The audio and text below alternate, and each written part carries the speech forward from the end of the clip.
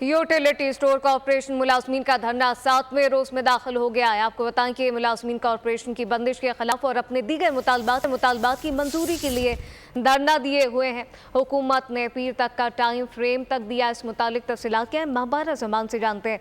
माहपारा, आगाह कीजिएगा, क्या कुछ मुतालबात किए गए? जी बिल्कुल, आज जो है वो 7वां रोज हो चुका है इस धरने को। मुल्क भर से आए यूटिलिटी स्टोर कॉर्पोरेशन के मुलाजमीन जो है वो धरने पर बैठे हैं और अभी तक जो है वो धरना 7वें रोज भी जारी है।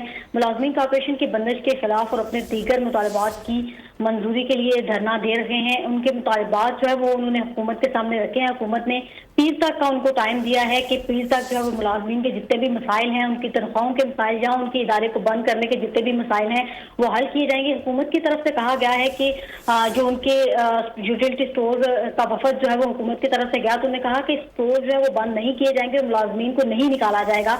मुलाजमीन का जो नोटिफिकेशन जारी होगा वो मंडे तक जो है वो जारी कर दिया जाएगा, लेकिन जब तक नोटिफिकेशन हुकूमत की जानिब से नहीं होता तब तक मुलाजमीन का कहना है कि वो एहतजाज जो है वो अपना बरकरार रखेंगे। एहतजाज बरकरार रहेगा जब तक मुतालबात तस्लीम नहीं किए जाते। माहपारा जमान अपडेट कर रही थी, आपका शुक्रिया।